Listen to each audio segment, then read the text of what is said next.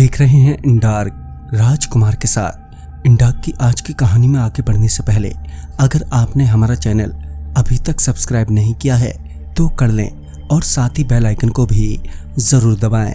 दोस्तों, अगर आपके पास भी ऐसी कोई कहानियां हैं तो हमारे साथ जरूर शेयर करें। हमारे इंस्टाग्राम आईडी पर इंस्टाग्राम आईडी है network_33, जिसका लिंक नीचे डिस्क्रिप्शन बॉक्स में दिया गया है। ऐसी ही और वीडियोस के लिए देखें network33। तो चलिए बढ़ते हैं आज की कहानी की ओर। हमारे मोहल्ले में पिछले कुछ दिनों से एक बात की चर्चा थी कि कोई देर रात घरों की बेल बजाता है, मगर रात होने के कारण कोई दरवाजा नहीं खोलता। मैंने ये सुनकर सोचा, भला अगर आपके घर का दरवाजा कोई खटखटा रहा हो तो दरवाजा खोलने में दिक्कत क्या है।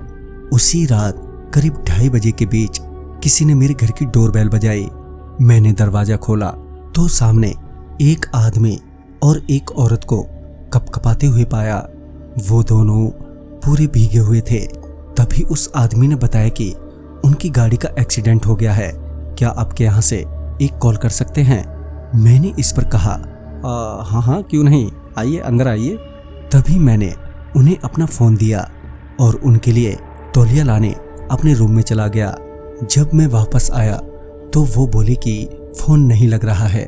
मैंने कहा, अब आप इतनी रात के कहाँ जाएंगे, आप लोग यहीं सो जाओ, सुबह चले जाइएगा। उनके कपड़े तो पूरी तरह से गीले ही थे, तो मैंने अपने कपड़े उन्हें दे दिए। उस रात वो वहीं सोए। सुबह जब मैं उठा तो पाया कि वो दोनों बिना कुछ बोले ही वहां से जा चुके हैं।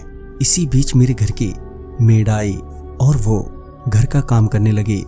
मैं रोज की तरह अपना न्यूज़पेपर पढ़ ही रहा था कि मेरी नज़र एक्सीडेंट वाले हाईवे पर पड़ी, जिसमें 2 लोगों की मौत हुई थी। जब मैंने वो बॉडी देखी तो मैं हैरान हो गया कि ये तो वही दोनों थे जो रात में मेरे यहाँ रुके थे। कि तभी मेरी मेड जोर से चिल्लाई। जब मैं उसके पास पहुंचा तो पाया कि जिस बिस्तर पर रात में वो दोनों सोए थे वो पूरा खून से सना हुआ है। मुझे वो सब देखकर वहीं बेहोशी सी होने लगी। मेड ने किसी तरह मुझे संभाला और मैं पूरे दिन यही सोचता रहा कि वो लोग कौन थे और मेरे पास क्यों आए। फिर मुझे याद आया कि उन्होंने कॉल किया था मेरे फ़ोन से। जब मैंने अपने कॉल लॉग में देखा तो उसमें कोई नंबर डायल नहीं था, जिससे मैं थोड़ा और डर गया। देर रात मैं सो ही रहा था कि मुझे लगा कि कोई घर में घूम रहा है। मैंने घर में देखा मगर कोई दिखाई नहीं दे रहा था, पर उनके होने का पूरा एहसास हो रहा था। तभी घर की सारी लाइट्स एकदम से ऑफ हो गईं और तभी किसी ने कहा, तुमने अच्छा नहीं किया उस रात। और ये बोलते ही किसी ने अंधेरे में ही मेरी गर्दन दबोच ली। दरअसल मेरे से 4 से 5 दिन पहले एक एक्सीडेंट हुआ था। उस रात मैंने बहुत ज़्यादा पी हुई थी, जिस वजह से गाड़ी चलाते समय मेरी गाड़ी संभली नहीं और सामने वाली कार को जोर से टक्कर मार दी। वो कार सड़क से नीचे उतर गई। मैं बिना गाड़ी रोके ही वहां से निकल गया।